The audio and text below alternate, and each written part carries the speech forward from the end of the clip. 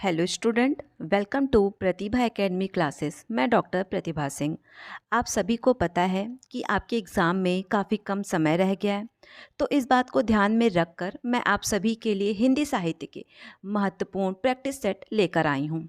बहुत दिनों से मैं आप सभी के लिए क्लास नहीं लेकर आ पा रही थी, क्योंकि मैंने हाल ही में असिस्टेंट प्रोफेसर के पद पर ज्वाइन किया है। तो बहुत सारा कार्यभार होने के कारण मैं लगातार वीडियो और क्लासेस अपलोड नहीं कर पा रही हूँ। आगे से मेरी ये कोशिश रहेगी कि मैं कुछ महत्वपूर्ण टॉपिक्स पर आप लोगों के लिए लगातार क्लासेस लेकर आऊँ।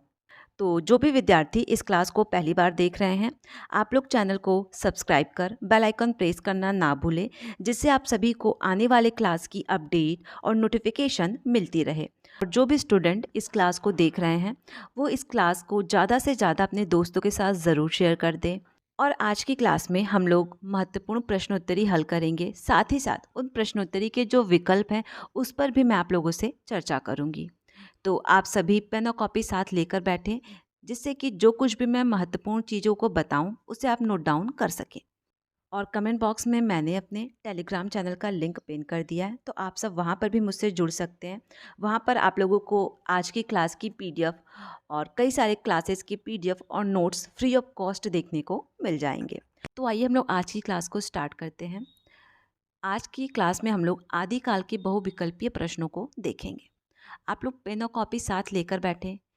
किस प्रश्न का क्या उत्तर आपको सही लगता है उससे आप लोग एक जगह नोट डाउन कीजिए और मुझे कमेंट करके बताइएगा कि कुल आपके कितने प्रश्न सही हुए हैं। ठीक है, तो आइए पहला प्रश्न देखते हैं। पाउमचरियू किसकी रचना है? ठीक है, विकल्प ए अब्दुल रहमान, विकल्प बी विद्यापति, विकल्प सी स्वयंभू, विकल्प डी चंदबरदाई। तो प्रश्न संख्या 1 का सही उत्तर होगा विकल्प सी स्वयंभू। ठीक है, आप लोग नोट डाउन कर लीजिए कि अब्दुल रहमान की रचना का नाम है संदेश रासा। ठीक है, चंदबरदाई, इनकी रचना का नाम है पृथ्वीराज रासो। अगले हैं विद्यापति। विद्यापति की रचना का नाम है कीर्तिलता और कीर्ति पताका। ठीक है, प्रश्न संख्या 2 देखिए। गोस्वामी तुलसीदास की रचना कवितावली किस भाषा की रचना है? विकल्प ए अवधी, विकल्प बी ब्रजभाषा, विकल्प सी मैथिली, विकल्प डी बुंदेली। तो प्रश्न संख्या 2 का जो सही उत्तर होगा वो होगा आप लोगों का विकल्प बी ब्रजभाषा। ठीक है, जो कवितावली रचना है गोस्वामी तुलसीदास की, ये रचना ब्रजभाषा में रचित है। गोस्वामी तुलसीदास की 2-3 काफ़ी महत्वपूर्ण रचनाएं हैं जो कि आप लोगों को पता होनी चाहिए, तो नोट डाउन कर लीजिए आप लोग। पहला है हनुमान बाहुक। ठीक है, दूसरा है भैरव रामायण, तीसरा है गीतावली और चौथा है दोहावली। ठीक है, ये सारी रचनाएं काफ़ी प्रसिद्ध हैं जो कि आपको पता होनी चाहिए। आगे देखते हैं, अगला प्रश्न देखिए। प्रश्न संख्या 3। सूफी प्रेम आख्यान काव्य परंपरा में आराध्य को प्राय किस रूप में देखा गया है? ठीक है, विकल्प ए गुरु के रूप में, विकल्प बी प्रेमी के रूप में, विकल्प सी सखा के रूप में, विकल्प डी प्रेमिका के रूप में। तो प्रश्न संख्या 3 का सही उत्तर होगा आप लोगों का विकल्प डी प्रेमिका के रूप में। अगला प्रश्न देखिए, प्रश्न संख्या 4। ये प्रश्न परीक्षा के दृष्टिकोण से काफ़ी महत्वपूर्ण है, तो इसे आप लोग ध्यान में रखिएगा। पहला प्रश्न है, छायावाद को स्थूल के प्रति सूक्ष्म का विद्रोह किसने कहा है? ठीक है, ये कथन है कि छायावाद को स्थूल के प्रति सूक्ष्म का विद्रोह किसने कहा है? विकल्प को देखिए, सुमित्रानंद पंत, विकल्प डी डॉक्टर नागेंद्र, विकल्प सी रामचंद्र शुक्ल, विकल्प डी जयशंकर प्रसाद। तो प्रश्न संख्या 4 का आपका सही उत्तर होगा विकल्प बी डॉक्टर नागेंद्र। ठीक है, आगे देखते हैं। प्रश्न संख्या 5 देखिए, जो कि परीक्षा के दृष्टिकोण से महत्वपूर्ण है। प्रश्न संख्या 5 देखिए, रसगंधार के रचयिता कौन है? विकल्प ए अभिनव गुप्त, विकल्प बी दंडी, विकल्प सी पंडित जगन्नाथ, विकल्प डी आचार्य विश्वनाथ। तो प्रश्न संख्या 5 का सही उत्तर होगा विकल्प सी पंडित जगन्नाथ। ठीक है, और दंडी की रचना का नाम क्या है ये भी आपको पता होना चाहिए। तो दंडी की रचना का नाम है काव्य दर्शन। ठीक है, उसके बाद आचार्य विश्वनाथ, इनकी रचना का नाम क्या है? तो इनकी रचना का नाम है साहित्य दर्पण। ठीक है, क्या नाम है? साहित्य दर्पण। इसे आप लोग ध्यान में रखिएगा। आगे देखते हैं। आगे देखिए, प्रश्न संख्या 6। निम्नलिखित में से कौन तार सप्तक का कभी नहीं है? ये विकल्प दिया है, इसमें से कौन से कवि तार सप्तक के नहीं हैं? विकल्प को देखिए। विकल्प ए शमशेर बहादुर सिंह, विकल्प बी गिरजा कुमार माथुर, विकल्प सी मुक्तिबोध, विकल्प डी प्रभाकर माचवे। तो प्रश्न संख्या 6 का जो सही उत्तर होगा वो होगा विकल्प ए शमशेर बहादुर सिंह।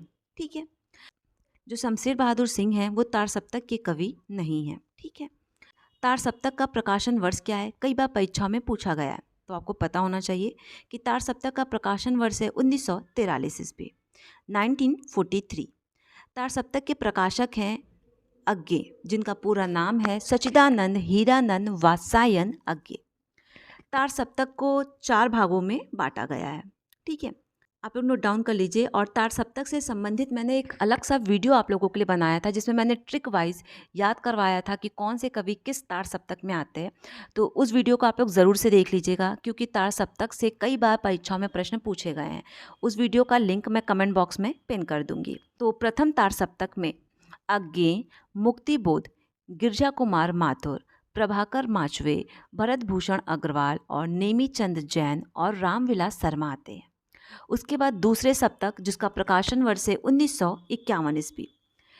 इस सप्तक के अंतर्गत रघुवीर सहाय, धर्मवीर भारती, नरेश मेहता, शमशेर बहादुर सिंह, भवानी प्रसाद मिश्र, शकुंतला माथुर और हरि नारायण व्यास आते हैं।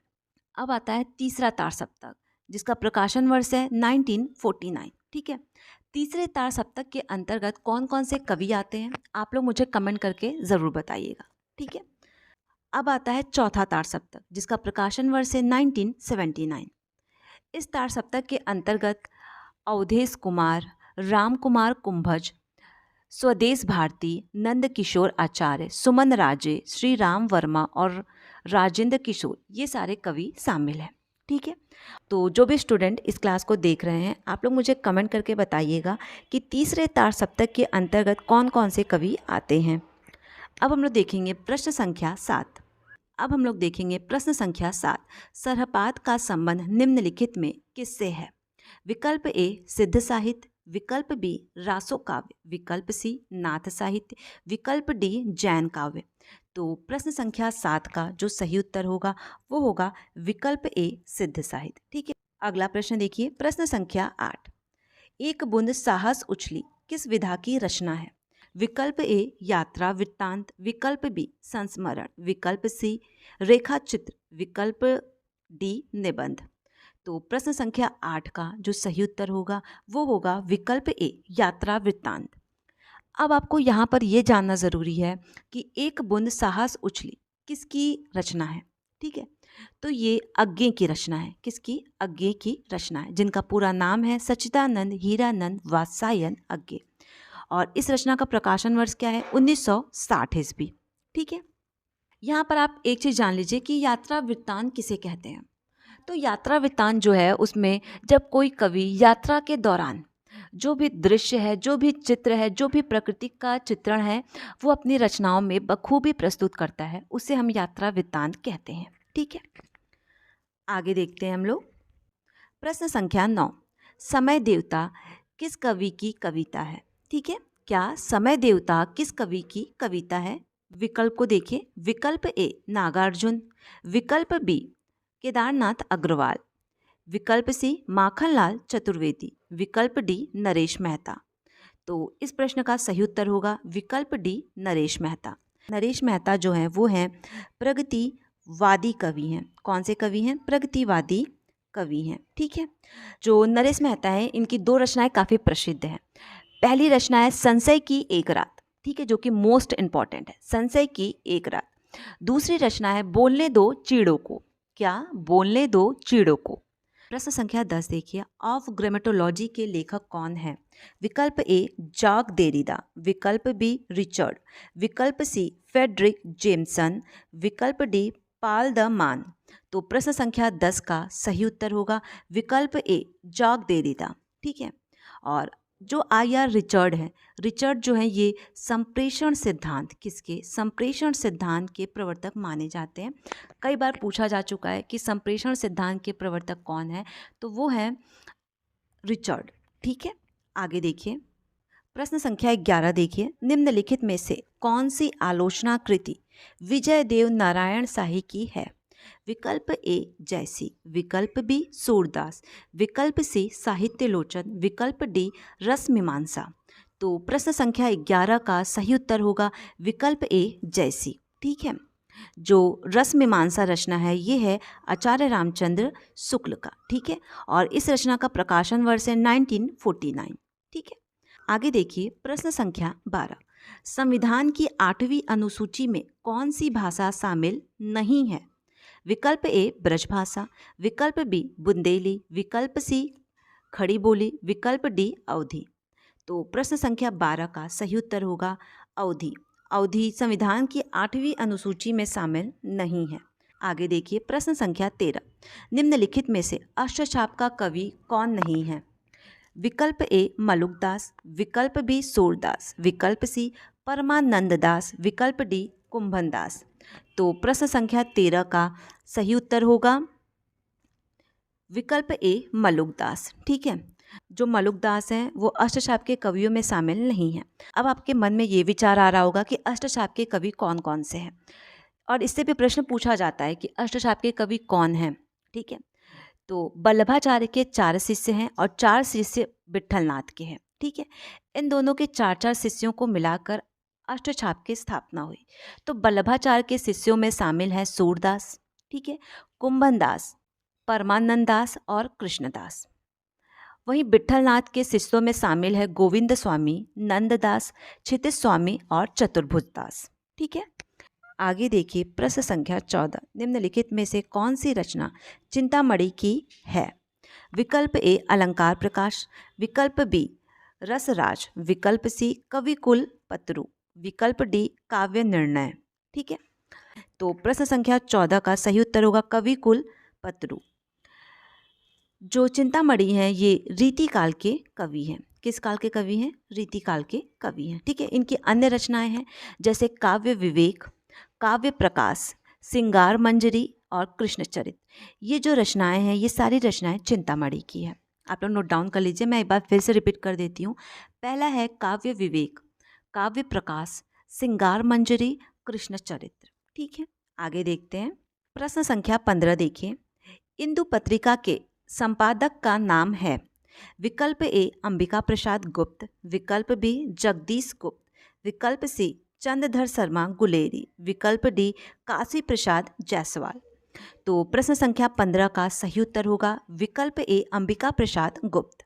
जो इंदु पत्रिका है ये इस पत्रिका के रचनाकार हैं अंबिका प्रसाद गुप्त। प्रश्न संख्या 16 देखिए, इनमें से कौन सा ग्रंथ लौकिक चरित्र काव्य माना जाता है? विकल्प ए भविष्यत कहाँ, विकल्प बी योगसार, विकल्प सी परमात्मा प्रकाश, विकल्प डी पाहुण दोहा।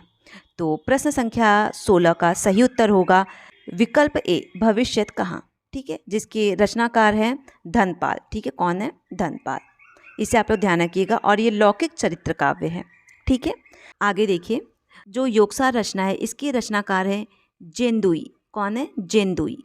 उसके बाद परमात्मा प्रकाश, इसके भी रचनाकार हैं जो इंदुई। ठीक है, और जो पाहुण दोहा है इसके रचनाकार हैं मुनीराम सिंह। ठीक है, तो आप लोग याद रखिएगा कि भविष्यत कहाँ के रचनाकार है धनपाल, और योगसार और परमात्मा प्रकाश इसके रचनाकार हैं जेंदुई, और पाहुण दोहा के रचनाकार हैं मुनीराम सिंह।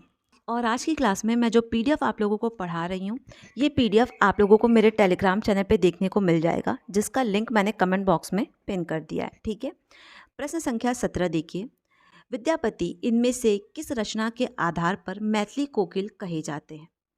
तो इस प्रश्न का विकल्प देखिए, विकल्प ए पदावली, विकल्प बी कीर्तिलता, विकल्प सी कीर्ति पताका, विकल्प डी उपयुक्त में से सभी। तो प्रश्न संख्या 17 का सही उत्तर होगा विकल्प ए पदावली।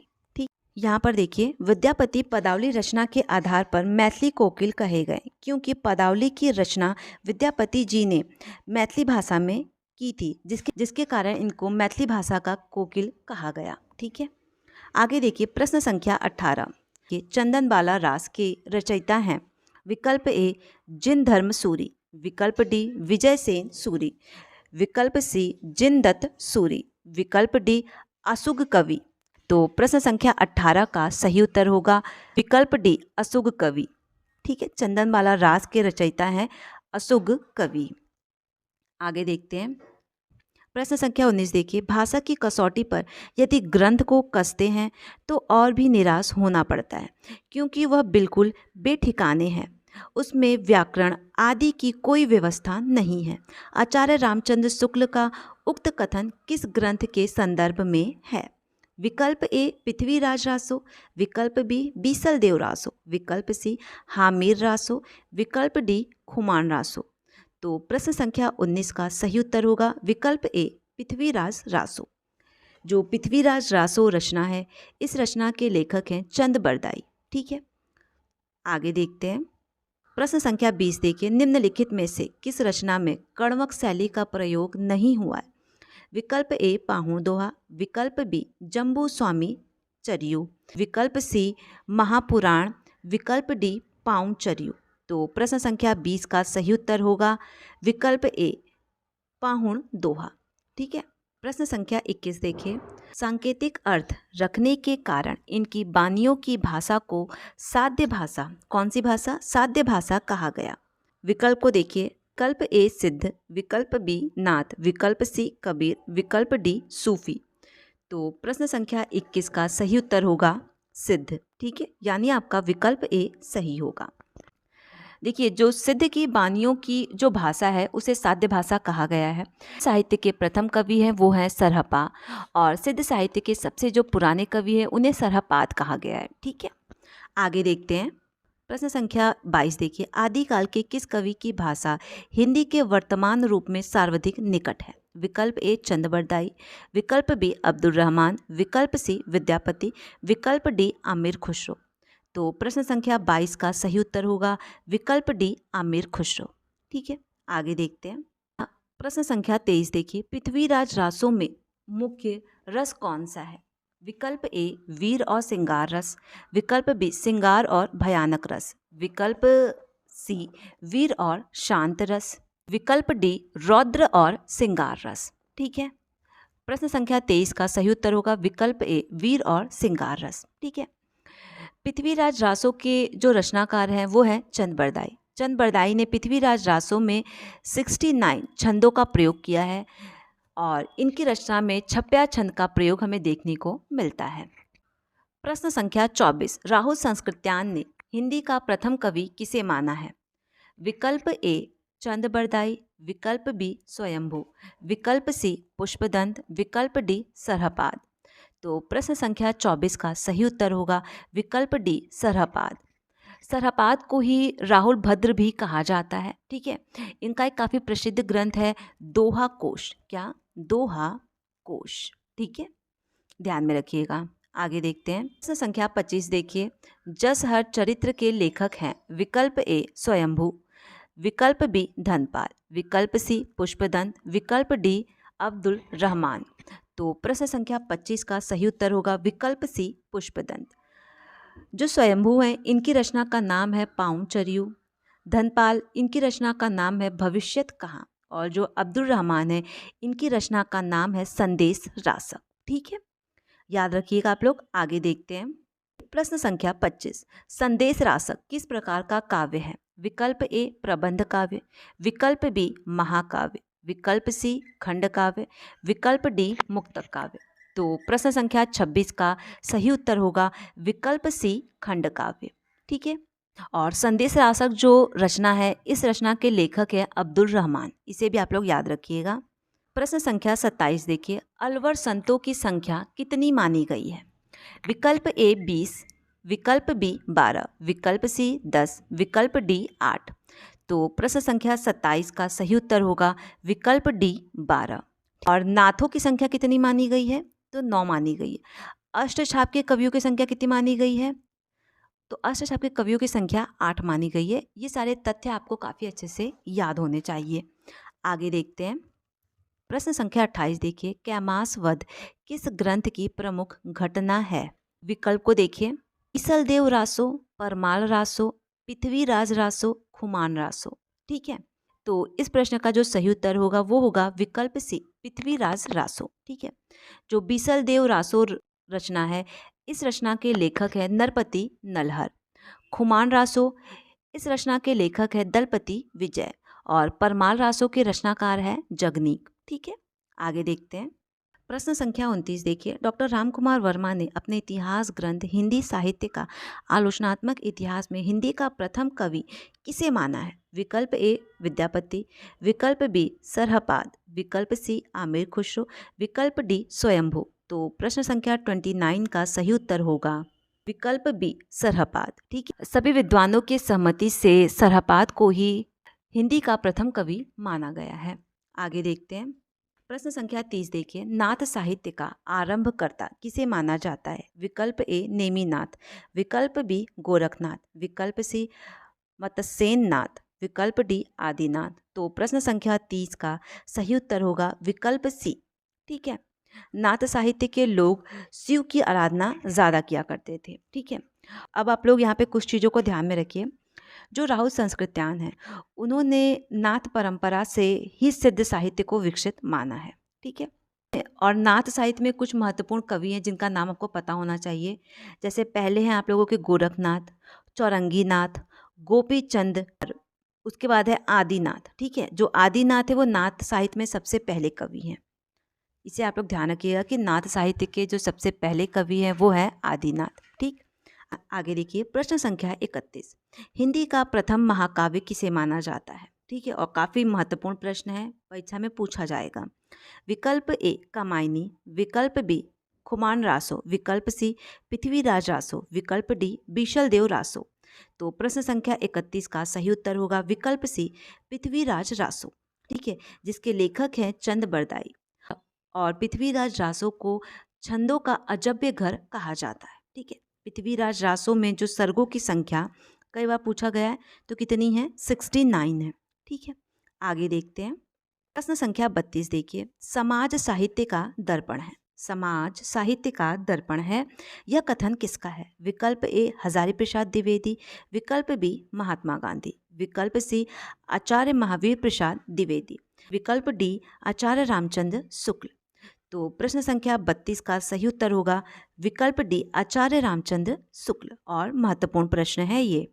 प्रश्न संख्या 33 देखिए, और ये कथन परीक्षा के दृष्टिकोण से मोस्ट इम्पॉर्टेंट है। ठीक है, कथन को देखिए, आध्यात्मिक रंग के चश्मे आजकल बहुत सस्ते हो गए हैं, उन्हें चढ़ाकर जैसे कुछ लोगों ने गीत गोविंद के पदों को आध्यात्मिक संकेत बताया है, वैसे ही इन पदों को भी। यहाँ पर किसके पद की तुलना आचार्य रामचंद्र शुक्ल ने गीत गोविंद से की है? ठीक है, विकल्प ए विद्यापति, विकल्प बी सूरदास, विकल्प सी तुलसीदास, विकल्प डी कबीरदास। तो प्रश्न संख्या 33 का सही उत्तर होगा विकल्प ए विद्यापति। ठीक है, आगे देखते हैं। प्रश्न संख्या 34 देखिए, गोरी सोवे सेज पर मुख पर डारे केस पंक्ति किसके द्वारा रचित है? ठीक है, विकल्प ए घनानंद, विकल्प बी विद्यापति, विकल्प सी बिहारी, विकल्प डी आमिर खुसरो। तो प्रश्न संख्या 34 का सही उत्तर होगा विकल्प ए घनानंद। ठीक है, घनानंद की और भी रचनाएं इंपॉर्टेंट है, आप लोग नोट डाउन कर लीजिए। पहला है सुजान हित, दूसरा है इश्क लता, तीसरा है यमुना यश। ठीक है, क्या है? यमुना यश। आगे देखते हैं। प्रश्न संख्या 35 देखिए, जो कि इस क्लास का अंतिम प्रश्न है। आलाखंड के नाम से प्रसिद्ध रचना कौन सी है? विकल्प ए खुमाण रासो, विकल्प बी बीसल देव रासो, विकल्प सी परमाल रासो, विकल्प डी हामिर रासो। तो प्रश्न संख्या 35 का सही उत्तर होगा विकल्प सी परमाल रासो। ठीक है, परमाल रासो जो रचना है इसके रचयिता है जगनीक। ठीक है, परमार रासों में ही आला और उदल नामक दो सरदारों की वीरता का वर्णन हमें देखने को मिलता है। तो कई बार प्रश्न पूछ लेता है कि जगनीक की ऐसी कौन सी रचना है जिसमें आला और उदल दो सरदारों की वीरता का चित्रण हमें देखने को मिलता है, तो वो कौन सी रचना है? परमाल रासो है। ठीक है, इसे आप लोग ध्यान में रखिएगा। प्रश्न तो इस प्रकार जो भी महत्वपूर्ण प्रश्न थे वो मैंने आप सभी को हल करवा दिया है। ये सारे प्रश्न परीक्षा के दृष्टिकोण से काफ़ी ज़्यादा महत्वपूर्ण हैं, क्योंकि ये सारे प्रश्न विभिन्न परीक्षाओं में कहीं ना कहीं पूछे जा चुके हैं। तो काफ़ी ज़्यादा चांसेस बनते हैं कि ये सारे प्रश्न कहीं ना कहीं आपके एग्ज़ाम में भी पूछे जा सकते हैं। ठीक है, और जो भी स्टूडेंट इस क्लास को देख रहे हैं, आप लोग इस क्लास को 2 से 3 बार ज़रूर देख लीजिएगा, जिससे हर एक प्रश्न आपको काफ़ी अच्छे से याद हो जाएगा। और इस क्लास को आप लोग ज़्यादा से ज़्यादा अपने दोस्तों के साथ ज़रूर शेयर करें। चैनल को सब्सक्राइब कर बेल आइकॉन प्रेस करना ना भूलें, जिससे आप सभी को आने वाले क्लास की अपडेट और नोटिफिकेशन सबसे पहले मिल जाए। किसी भी प्रकार का कोई भी डाउट होता है तो आप लोग मुझे कमेंट करें, या फिर कमेंट बॉक्स में मैंने अपने इंस्टाग्राम और फेसबुक का लिंक पिन कर दिया है, तो आप लोग वहाँ पर भी मुझे डायरेक्ट मैसेज कर सकते हैं। और आज की क्लास में मैंने जो प्रैक्टिस सेट आप लोगों को हल करवाया है, ये प्रैक्टिस सेट का पीडीएफ आप लोगों को मेरे टेलीग्राम चैनल पे देखने को मिल जाएगा, जिसका लिंक मैंने कमेंट बॉक्स में पिन कर दिया है। ठीक है, जिसका लिंक मैंने कमेंट बॉक्स में पिन कर दिया है। Thank you.